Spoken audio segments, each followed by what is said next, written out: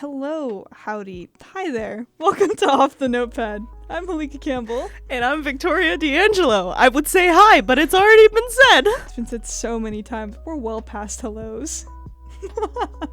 As you are already aware, I would hope, we are the greatest creative writing majors to have ever existed. We've expanded to other galaxies. Oh yeah, other galaxies, other universes, like alternate universes. Yeah, you may think you're the greatest in your realm of reality. You're not. When in fact, we are the greatest authors to ever exist in My Hero Academia. It's true. It's canon. Okay, let's get started. Do you have a protagonist? I assume I have a protagonist in this book somewhere. Let me flip through the pages. Yeah, ASMR guys, you're welcome.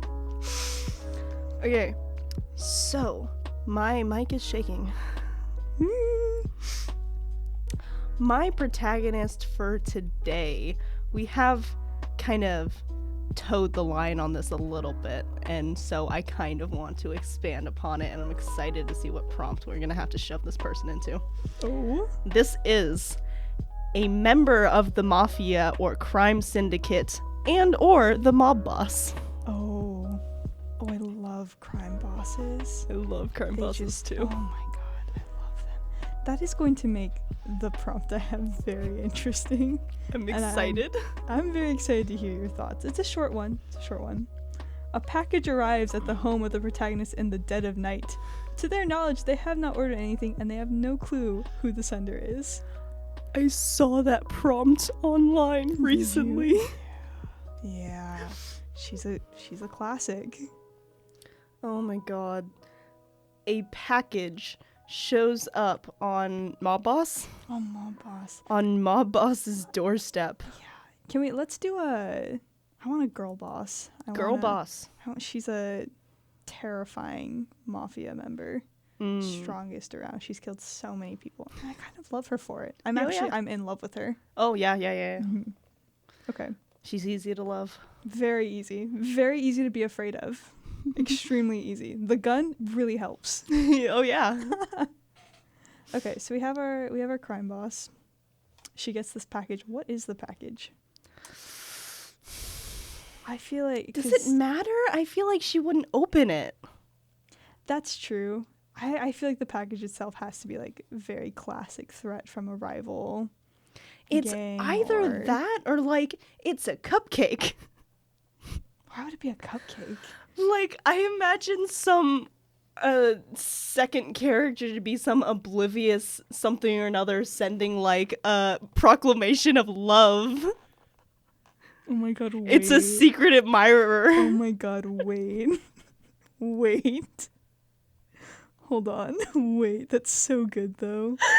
That's so... You know who it is? It's her like run-of-the-mill mailman who was just like, he was too embarrassed to deliver this during the day. And he just like, you know, it's like, I wanted to give her something because she's so cool and she's so pretty and I bet she's good at her job, but I don't know what that is. It's like the real life, it's the adult equivalent of slipping a note into someone's locker. Oh yeah. And you know, it's like, I want to go full like a cliche with this. He forgot to like put his name on the package. Yes. Forgot to like leave the note in there. It's just a cupcake and she's freaked out. She's like, who sent this? She like smashes it up to try and see if there's a finger inside of it. Oh yeah. Dissects it piece by piece and she's terrified because you know what? It's her favorite kind of cupcake. Like the frosting is perfect. Like, oh god, someone I would love knew it her. to be like, it's her favorite. It looks so good. It kind of smells really good too. And she's like, I want to eat it so bad, but it's probably poisonous. It's definitely poisonous. Like someone is out to get this woman. I love the panic as she calls around. She's like, I need to know where all of my goons are. Like, I need to know where everyone is because for all I know, this frosting could be person. Like, freaked out of her mind. Oh my god, her favorite's red velvet. Yeah. No, she's panicked. She calls around, obviously after tearing apart the cupcake. Everyone can confirm their location. Everything's fine. But then I think it happens again. She gets another cupcake. She gets another cupcake. She gets another package. Maybe this time he drops it off during the day and she's like, who sent this? There's no name. And he's too embarrassed to tell her. What if he gets her, like, flowers, but he's, like, really hopeless, and so whatever flowers he gets her, like, signifies death? Oh my god, yes. Yeah. Yeah, they do. They signify death or... Oh, and it's flower language, so you know what? She probably thinks it's a rival girl boss, crime boss. Like, yes.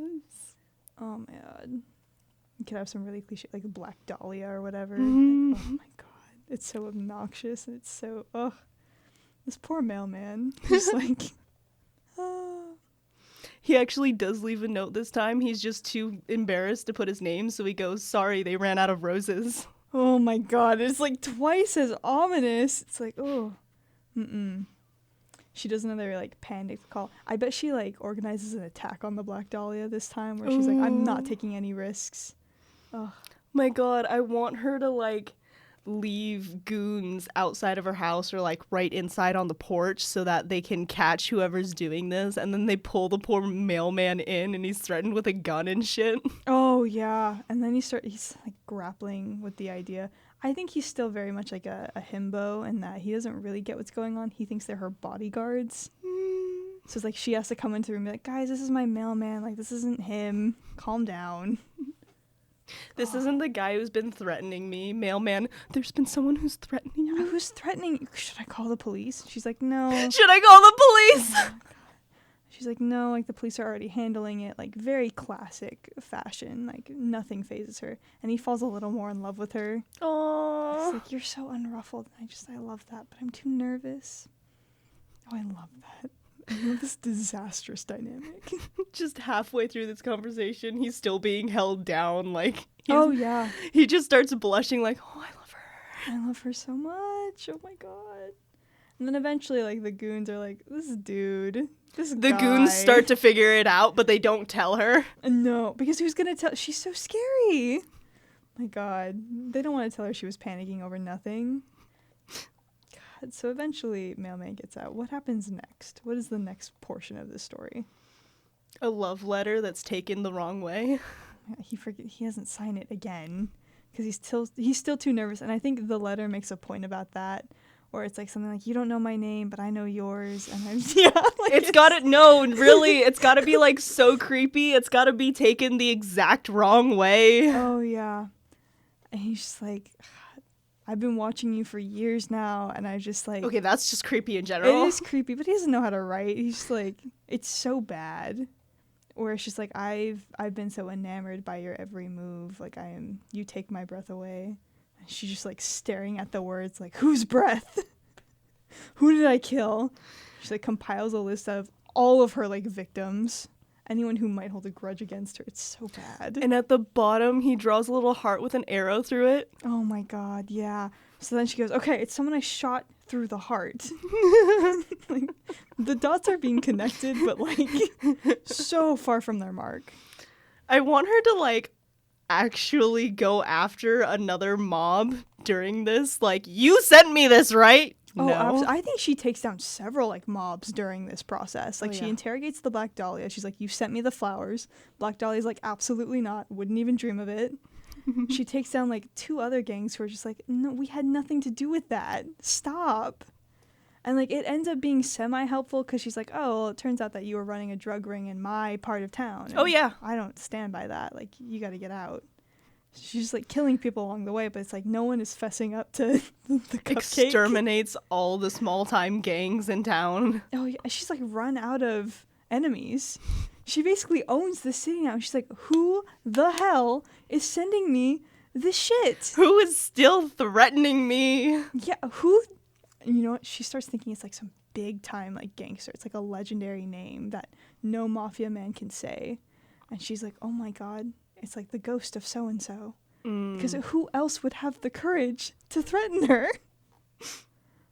She starts to go crazy and she finally vents to her mailman. Oh yeah. Or better yet, he finally gets the courage to like get his name on something, but for whatever reason it sounds like he's being held hostage. Yes. Like, it's so, and she just like runs into a restaurant like fully loaded. Like she has all of her guns ready, all of her goons behind her, and he's just sitting at a table in like the nicest button-up shirt he could find. Okay, but it needs to keep going from there. She needs to be like looking around herself. She sits down really slowly. Are you okay? Yeah. Did they hurt you? Yeah, that's the did they hurt. He's like, did who hurt me? What? Because, you know, he's been like too busy practicing his lines. Like, you know, I felt like I've been in love with you for so long, but I know I haven't really gotten to know you, and I want to get to know you, and I'm going to stop being scared, and da-da-da. He's like been practicing his speech, and she's just like, her eyes darting around the room like, She sits down and goes, did they hurt you? He's like, wow, you look beautiful. Yeah. It's like, you're amazing. And she's like, okay. Clearly they did hurt you. Like, you are mentally out of it. Oh my god. So then, okay. This has turned into the best rom-com. You're the greatest rom-com. Like, Hallmark could never. Oh my god. Unless they did. Unless they did? Unless they... Did they? Don't tell us if they did. They didn't. Not like this. Oh. No, but it's like, they're having this conversation. She's not paying attention. And then he says something about the cupcake. Oh, yes. He's like, I didn't know what to do. Like, when I left you that cupcake and you didn't really know it was me. And she was like, what? What do you mean? Did she get mad at him? I don't know. Does she? She could. But, like, he doesn't know that she's a big-time mafia member. Up until this point when she's, like, with guns. But, like... But I think he still doesn't know. But I want him to never know. But the question is, what does she think he knows? Does she think he's been lying to her this whole time? Honestly, I think she'd be less mad at him, like, you lied to me because you didn't say that. I think she'd be more mad because he's like, it's a coward. Like, you wasted my time because you were too scared. Oh, that would be really sad. It would be so heartbreaking. But I think in this moment, she is mad. Yeah, yeah. Like, I have killed so many people this week. Like, so many people. Did she actually say that? I think she's mad enough to, yeah. Like, just I've killed so many people. I basically run this city now. My goons are in every corner. My goons? My goons? Like, they are everywhere. This has been so much work. And for what? Because you couldn't sign a box? You couldn't write a note with your name at the bottom?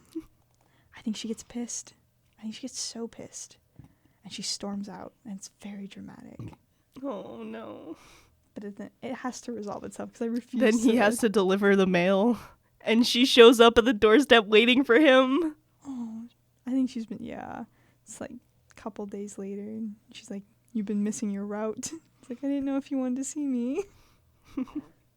You owe me dinner. We never ate that one time. We never ate, and it's the least you could do. I lost so much sleep. This poor woman. And all of her poor victims. So then it just kind of like almost ties itself up there. Because I think she needs time away from the situation to really justify everything that's happened. Like really taking into account how much he's felt for her.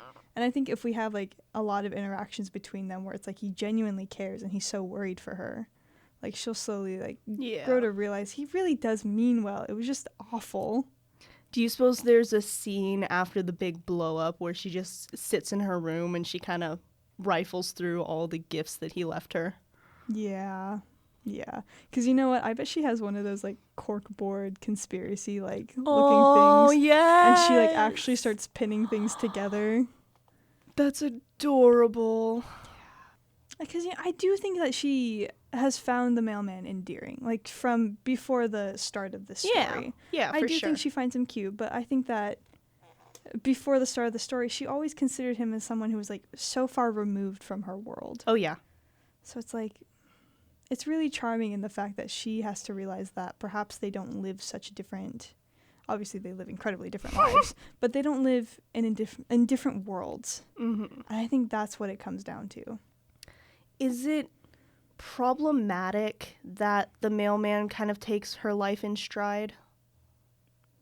I mean, I'm still not sure he knows, like, that she kills people. She said it! She did. At the restaurant! But, like, I mean, he likes this woman a lot, and he can tell that she's had a very rough week. Oh, yeah. And there's, like, her bodyguards are everywhere. So it's like, he doesn't actually really put it together. Like, I mean, I threaten to kill people all the time. They're still alive.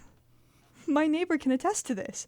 Our producer can attest to this. But there's a difference between threatening to kill someone and saying, yeah, I killed that person. I just like, but it's also like, unless it's Gavin. Unless it's Gavin. But it's such a passing statement where she's like, I've killed so many people this week. Like, it's very dramatic and just kind of like, okay, is that a metaphor for stress? Like, what is? Because when someone tells you that they've killed someone, you're not really going to believe them at face value. Yeah, that's fair. I think maybe the final line of the story can be like, so what did you mean by killing people? But it's like, I don't think he really understands her livelihood at all. Okay. Maybe he thinks she's a CIA agent. Oh my god, he thinks she's the FBI. That's so funny. The next prompt, a man falls in love with his FBI agent on his phone. Please put that one in the books. Oh. Yeah, that was a really good prompt. That was nice. In any case, the break, it's coming so much faster than you can ever believe. We're running out of time. You're running out of time. What a great way to end that. Do you want to give an actual one? And no, I think that's perfect. It Do you is want me to give an perfect. actual one? Perfection.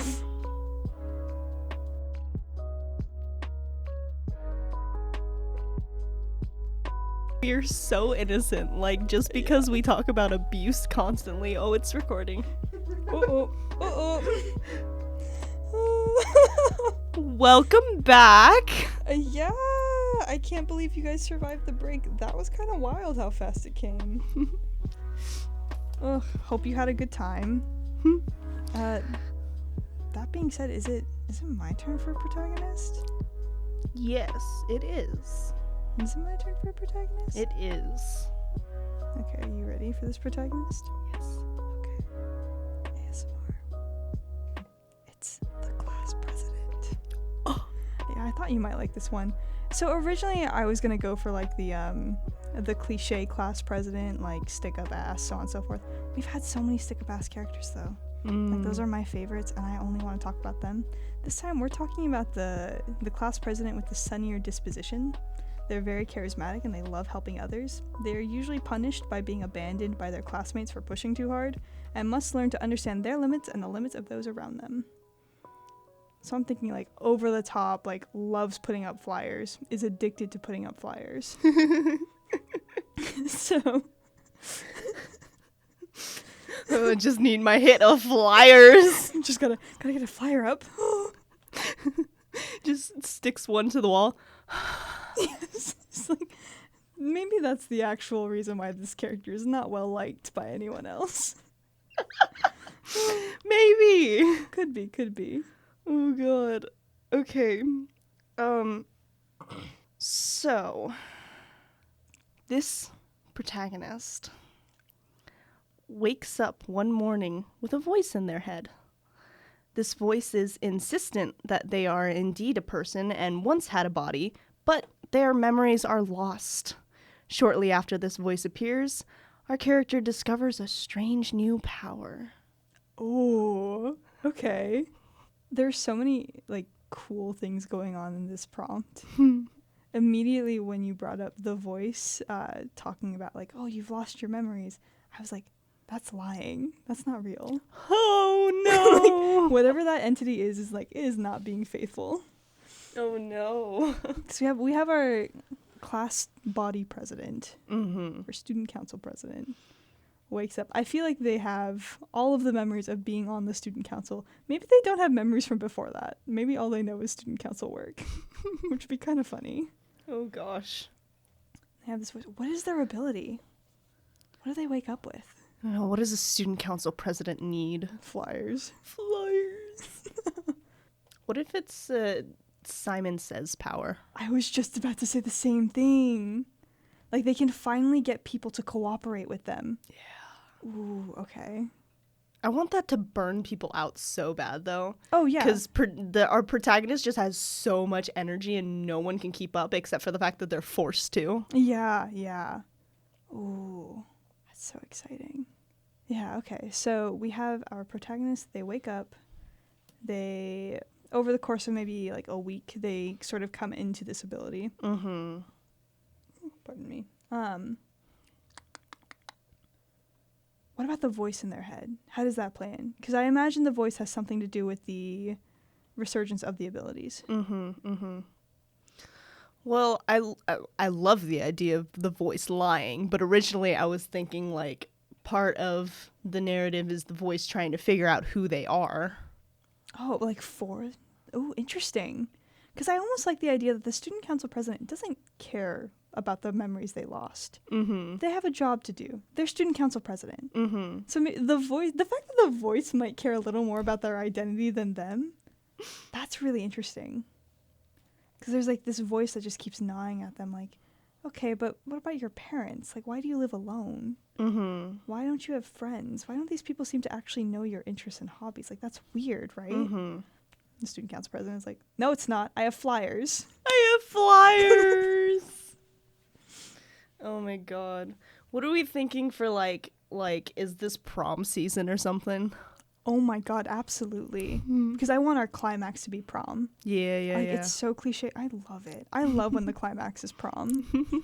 It's such an insignificant part of like everyone's high school career, but for whatever reason, in media, they just blow it up. I didn't go. You didn't even go? Oh No, my god. I had zero interest. I almost didn't go to my graduation. Woo! That's fair. We put, for our graduation prank, just should not be put on air, but we, as a class, we all put tiny plastic babies into the hand of the superintendent? Oh no. As we shook his hand. Oh no. But some people got confused and were putting it in like not the superintendent's hands, but our principal's hands, and then the mayor of Tacoma was there, so she got some of the babies. It was a lot. They were just like, someone had just bought like a 500 plus pack of these tiny plastic babies. It was the greatest. My principal made the entire graduating class do a flash mob in the middle of graduation. No. Yeah. Oh, I would have quit. See, for every principal that's like that, there's a whole student body that gives plastic babies. Oh my god. Okay, so it's prom season. It's prom season. It's our height of high protagonist gets to school. put up so many flyers. So many flyers. Flyers are everywhere. Yes. Ooh, okay. You know what? I feel like this student council president has been dreaming about prom. Oh yeah. Dreaming about planning this prom, dreaming about like just running it and having that success of knowing it was all perfectly run. Mm-hmm. Like, damn, let the titles be damned. Like, prom king means nothing, prom queen means nothing. Yeah. But just being able to say that you made that happen, ooh, it puts them on a power trip. Oh yeah. Oh yeah. So yeah, so they're obsessive. Prom is going to go perfectly. What stops prom from going perfectly? Students are getting burned out. Yeah. Teachers are getting burned out too. Everyone in the school has been like forced to slave away for this prom. What if like their location falls through, or their band or something, and our protagonist uses their newfound power to force these people to give it back to them? Oh. Like everything is falling apart, and then suddenly protagonist gets this power. Okay. So it's like they're straining themselves to. Okay, yeah. So location falls apart, they fix that. Mm-hmm. I think both should go wrong. The band falls apart, the location falls apart, so they have to fix both. The band breaks up. Oh my god, the band breaks up. There's band drama. The drummer was cheating on the lead guitarist with the bassist. Fuck the lead vocalist. Fuck the lead vocalist. Like, what the hell? God, band drama is so wild. Write a story about band drama. It's insane. But yeah, okay. So everything is falling apart. Student council president uses their powers to the max. Mm-hmm. It's just constantly fixing things. What happens next? They're putting up flyers. Everything looks like it's going right again. I think the voice has to get a little louder. Oh yeah. The voice is like, hey, you know you're gonna forget this in like 10 years anyways? Like, shouldn't you be worried about your family, where you came from? Mm-hmm. I want the student president to say back, well, I'm going to forget about that sometime later, aren't I, too? Oh my god. It's like, well, I've already forgotten about it, so what does it matter? It's like, Yeah. no. I want to live here in the now. Like, is that such a... I want her to be right, though. Like, I want to live here in the now. What's so wrong with that? Yeah, like, they just have such a cheery disposition that it doesn't matter. Yeah. Oh, so then we have to punish this protagonist for being so in the moment. Because you know what? I don't think they are actually in the moment. Because it's very selfish to force everyone around you Oh, yeah. to just cop to this. I think everyone else is going to be so mad at her. Oh, yeah. Oh, yeah. So then I think the power starts to wear off a bit. For whatever reason. I think maybe that altercation with the voice quieted it too much. I kind of want best friend to get mad at her. Like, to really lay it out on her. Like, you can't do this. You know who it is? The best friend is the vice president. Yep. Oh, yeah. The vice president. What if the student council, like, votes her off? Oh my god, she gets impeached. Yes. She gets impeached. Why does she get impeached? Because she's being too damn controlling. She's a micromanager. She's suffocating everyone. Yeah. Oh my god, there's too many flyers. Why did you put up so many flyers? Okay, if this were like a movie, this is the part where one of the characters opens their lockers and flyers come pouring out. Yeah. Or even better yet, like, there's just a row of lockers that just all pop open and it's just flyers. Yep. Everywhere. Oh my god. Okay, so she gets voted off. Then where does our council president go from there? I think she has to realize that she's messed up. She's pushed everyone to their limits. What if they get to that point and they have a meeting and they decide we're voting you off and then she says no. Oh. She tells them no. You can't. I've done so much for us. Ooh. I think she tries to use her powers there and it doesn't work. Oh. I think it doesn't work. I want at least one person in that room to realize she was trying to use her powers too and just go off on her. Like, you can't do this to people. Right. Like, I don't know what you're doing, but this is wrong. The vice president has to be the one. Yeah. She has to be the one to say, I once believed in your vision. I no longer do. Like, ugh. Does vice president, like, go off on her in the meeting or, like, pull her into the hallway and say, you can't?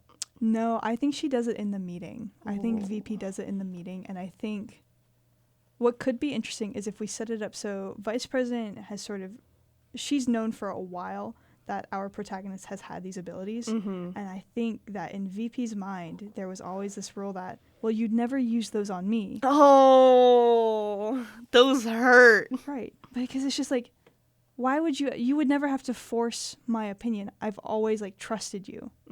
So it's like in that moment when it clicks what's happening, VP just goes, no, get out. Oh, and it's so painful. Yeah. So then how do we end? Prom is days from happening. Where does our protagonist go? Because they don't know their family.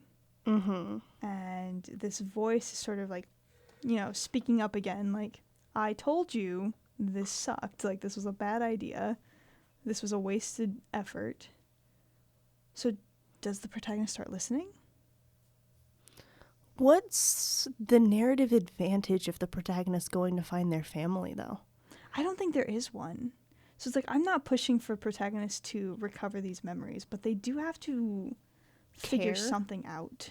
Because what I do like is there's an opportunity for the protagonist to go, like, just looking at a crowd and just going, any one of these people could be my family, and it wouldn't matter. Yeah. So it's like trying to negotiate with the voice, like, I understand what you're saying, and past relationships are important. My friendship was really important to me before I got impeached. Yeah, what if she comes to the realization of, like, found family? Yeah. The student council is my family, and I abused them. So then the voice is kind of like, okay, I guess. That's weird, but whatever. So then what happens?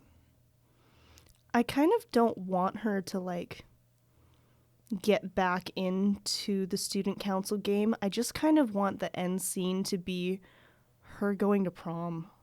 Yeah, just as a student. Yeah. Yeah, I think that makes sense. And I think I want her and VP to reconcile by the punch bowl. It has to be by the punch bowl. It can't be anywhere else. I won't allow it. Okay.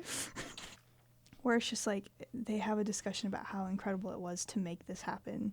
But I think there are like the little things that our protagonist couldn't have voiced. Like she notices the color of the streamers is different than she proposed, or they changed the tablecloths out last minute and it looks better that way. Oh, yeah. And VP is like, yeah, like I suggested this at the beginning, but you were so intent on doing what you wanted to do, it didn't really get past you. Oh, yeah. It's like the magic of collaboration.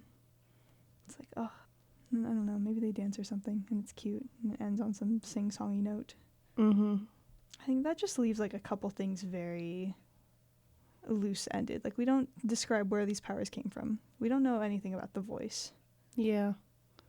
Sorry, I'm kind of back on prom, and I'm like, I want VP to ask President to be their date for prom. Oh my god. Like, at the punch bowl. Yes, yeah. I just want them to dance to, like, a stupid 80s song. Yes. Like, it's so cute. Anyway, yeah, the voice and the memories. The voice and the memories is an interesting part. I'm not sure that's entirely necessary for this. You know? Because it's really just about this girl who wakes up, realizes she has powers. Yeah. It's like, I mean, you can do anything with that. Yeah, I think waking up with powers is enough. Yeah. To add the voice storyline, then you need to, like, give a conclusion to that character. Yeah. And I don't know if because you could be like, oh, aliens. Which is like... Space. Like a piece you would have submitted to Camus by December 17th. But this podcast has come out long since after, so I hope you already submitted it. Such a bizarre segue. Anyways. Yeah, I don't know. I don't think there's a reasonable way for you. Unless it was like a fairy godmother thing. Oh. You know, where it's like, I noticed you're struggling and I wanted to tell you the joys of working with people, so I've given you this ability. And student council president's like, oh my god, I'm going to use this to control the general public. Please no. Fairy godmother's like, this was not what I had in mind. That would be so cute, though. I love that. I don't think it would be a voice in her head, though. It would be, like, legitimately a fairy godmother. Yeah, or just like a fairy that only she can see. Pretty classic stuff. Yeah. But yeah. That'd be really cute.